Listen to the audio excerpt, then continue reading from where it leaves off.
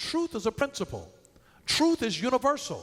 If it's truth, if it is a truth, it is a truth that affects Islamic people, Buddhist people, Christians, and Jews. If it's truth, if it is truth, so you find truth that is in the world. It's a truth that you reap what you sow. That's a truth whether you believe it or not. It doesn't matter what your worldview, if you say, well, that's not my truth.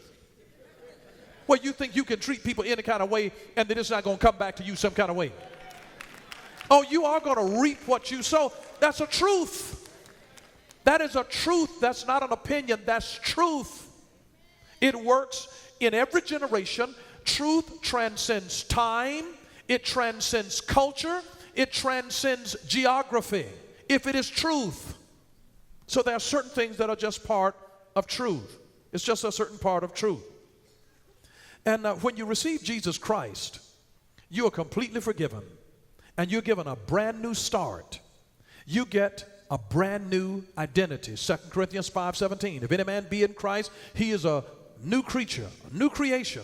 Old things are passed away. Behold, all things are become new. This is to say that after you become a Christ follower, a new worldview has to match your new identity.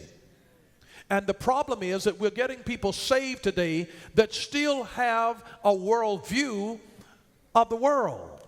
They've got an old worldview, even though they've got a new identity in Christ. When you get a new identity in Christ, you've got to change your worldview to line up with that is biblical, that is the worldview of Jesus Christ. And so if you base your life on a faulty worldview, you're going to have a disaster on your hand. It's crazy in postmodernism or relativism to say that my truth may not be your truth. Well, then that's not truth. No, my opinion may not be your opinion, but truth is truth. I don't care who tells it. Truth is truth. I mean, what do? You catch two naked people in there on top of each other and they said, it's not what it looks like. Truth is truth. That is just as ridiculous as a pilot flying into the side of a mountain because he becomes disoriented and he believes that the plane's altitude is higher or greater than it actually is. And then he flies into the side of the mountain because in his mind, in his disorientation, he believed that he was higher in altitude than the mountain. But his believing that he was higher than the mountain doesn't put him higher than the mountain. And no matter how much the pilot believes that he is higher, the truth doesn't change and the mountain is not going to move either. And so he's going to end up colliding into the side of the mountain because he believed that he was up here, but when in reality he was down here. And this is why truth can't be relative. Truth is absolute. When Jesus gave truths, they were absolute truths. The commandments of God are absolutes. He gives us truth. The truth of God transcends time. If it was truth 2,000 years ago, it is truth today. Now, if it wasn't truth back then, it's not truth now. But truth never changes. Facts change. Truth never changes. And that's the problem with postmodernism and relativism, is that it allows people to have their own idea of truth. Have your own idea of your opinion, but truth is a non-negotiable. Truth is truth, whether you understand it or not, whether you see it.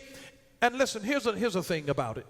If you ask God for direction, you ask God for direction.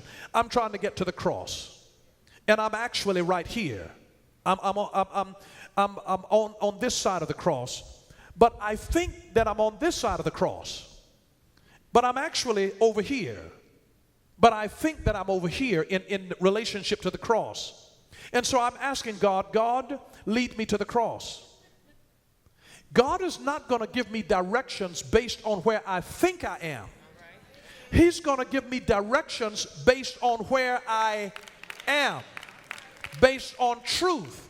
So we get lost and twisted up and confused when we think that we're in one place, but in reality, in truth, you're in another place. And now God is trying to give you direction, but you are deluded in your position.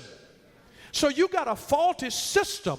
If you are using a GPS instead of a global positioning system, maybe it's a God positioning system. And if in your GPS you are confused as to where you are, how can you get to a destination and you don't know where you are? So God gives you the directions, and if you follow the directions precisely, when you are based on where you actually are and not where you think you are, because if I was over here and he tells me to go here, it's going to send me, and if I think that he's giving me the directions based on where I think I am, it's going to send me off over here, and I'm going to wind up off a cliff. Whereas in reality, I'm here, and he's already telling me, this is where you need to go. You need to make a diagonal trip right over here to your left, maybe to your right, but it is to my left, and to go this way. But if I think that I'm over here, it's going to send me off a cliff because I'm deluded in where I am. And the way that GPSs work, they locate where you are, not where you think you are. Not where you think you are. I was out in another part of the city one time, and I called myself taking a shortcut back here to the church. I drove for 10 minutes, and I saw a sign that says, "Welcome to Alabama." I wasn't where I thought I was. And my reality, my truth didn't kick in until I saw the sign saying, "Welcome to Alabama." And it dawned on me, you're going the wrong way. And that's what's happening in reality. Isn't it amazing? Wouldn't it be a nightmare to you if you think that you're all right with God and you're in a wrong place and you think that you're in one place? Confused because you've got your own idea of truth? Truth is not as I feel it to be, as what it seems like to me. Everybody has an opinion. Just go on social media. Well, it looked like to me. He didn't ask you what it looked like to you. It seemed like to me. It doesn't matter what it seems like to you. Jesus said, "I am the way, the truth, and the life." Truth is not something that you conjure up on your own. Truth is a person. His name is Jesus Christ. He's the Son of the living God.